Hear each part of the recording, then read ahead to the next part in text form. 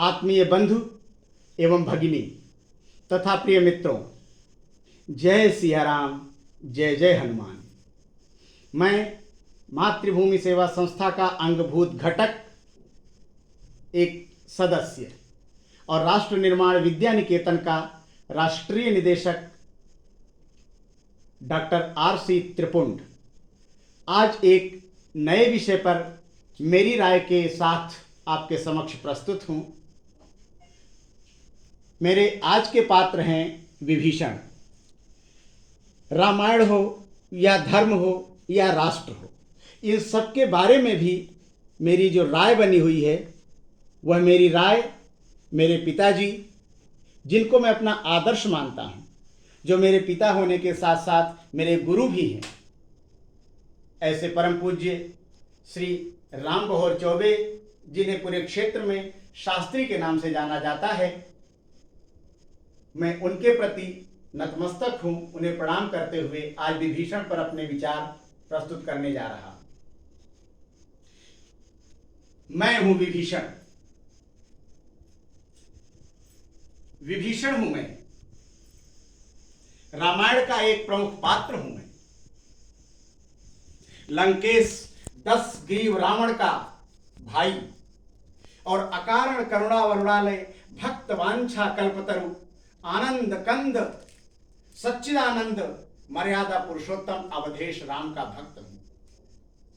धर्मनिरपेक्ष देश प्रेमी हूं मैं। महर्षि पुलस्त्य के पुत्र वैज्ञानिक अनुसंधाता ऋषि विश्रवा और राक्षस राज सुमाली की पुत्री केकसी के दाम्पत्यानुराग रस सार सरोवर में समुद्भूत सरसिज हूं मैं।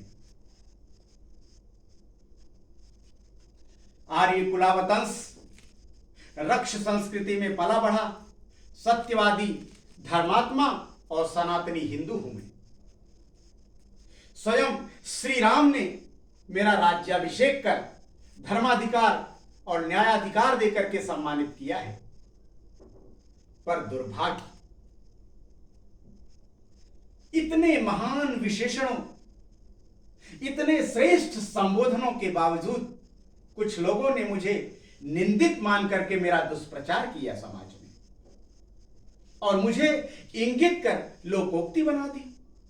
घर का भेदी लंका ढाए, किसी ने कुलद्रोही, किसी ने भ्रातृद्रोही कहा, पर समझने का प्रयत्न नहीं किया कि ऐसा क्यों। ऐसी नकारात्मक विचारधारा के बारे में मैं पूछना चाहता हूं कि आखिर ऐसा क्यों। मैं जानना चाहता हूं कि आखिर ऐसा कहने वाले किस वर्ग के हैं, किस पक्ष के हैं वे। सत्य और धर्म के प्रतीक आर्य पक्ष के, या असत्य और अधर्म के प्रतीक रक्ष पक्ष के। मैंने तो अपने अनुभव, ज्ञान, गति और मति के अनुसार दोनों को ही अपनी सम्मति दी है। यह बात और है कि किसी ने मेरी बात मानी और किसी ने मेरी बात को ठुकरा दिया।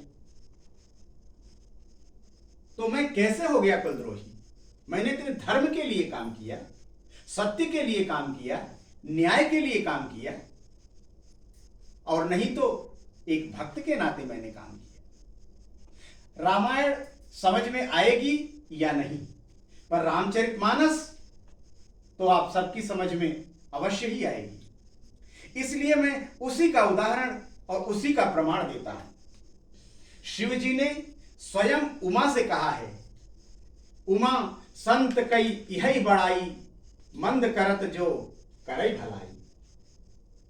शिव जी ने तो मुझे स्वयं संत कहकर मेरा सम्मान किया है। मुझे सम्मानित किया शिव जी ने संत कहकर। मेरे भेदी होने का तो जबरन तूल दिया गया, अन्यथा मेरे भेदी होने से लंका नहीं ढही, राक्षसों का विनाश नहीं हुआ। सत्य तो यह है कि रावण जबहि विभीषण त्यागा, भयउ विभव बिनु तबहि अभागा। फिर भी मेरे लिए जो ऐसा कहते हैं अपने पुत्र पौत्रों का नाम तक नहीं रखते।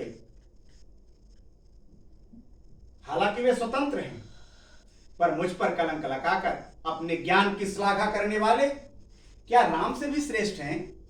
राम ने तो ऐसा कभी नहीं कहा मुझे। क्या वे हनुमान से भी श्रेष्ठ या महान हैं? क्या वे लक्ष्मण से भी बड़े वीर या भरत से भी बड़े धर्मात्मा हैं? वशिष्ठ से भी बड़े बुद्धिजीवी या विश्वामित्र से भी श्रेष्ठ पारखी हैं वे? इनमें से तो किसी ने मेरी न तो निंदा की और न निंदा का पात्र ही समझा। तो फिर इन्हें पूजने या मानने वाले क्यों? आखिर क्यों?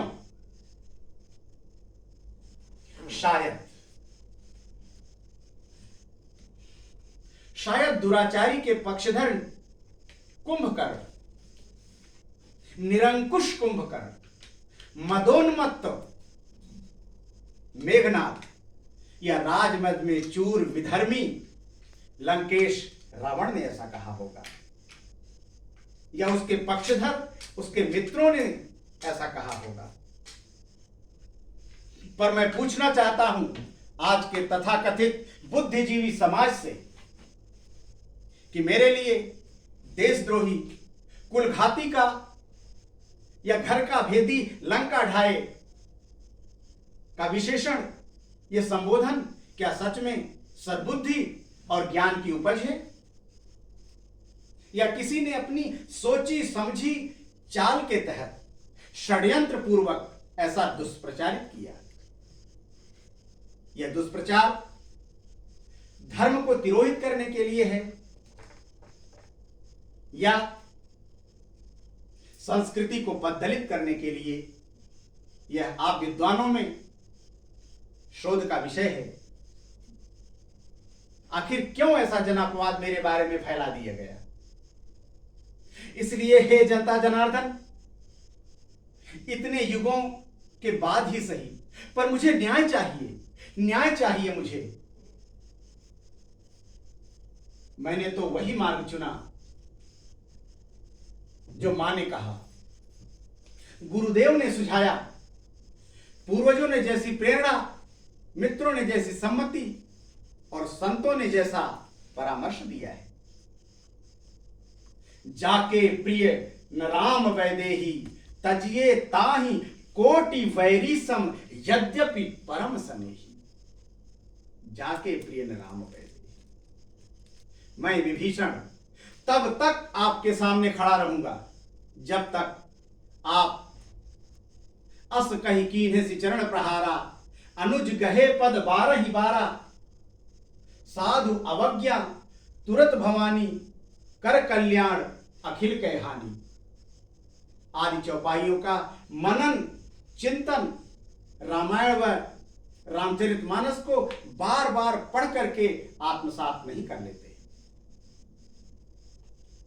इसलिए मैं आपके समक्ष हूं, आप न्याय कीजिए कि आज के समाज में, बदलते हुए परिवेश में, जब भारतीय संस्कृति, भारतीय धर्म, हिंदू धर्म एक बार फिर से अपने उत्कर्ष की ओर बढ़ने को तैयार है, हमारे बारे में क्या यह दुष्प्रचार उचित है? जय सिया राम, जय हनुमान, जय जय हे आर्य पुरुष महान, जय जय जय मां भारती, राष्ट्रदेव की जय कहकर चलो उतारें आरती। जय जय जय मां भारती, भारत माता की जय। जय हिंद, जय भारत, जय सिया राम।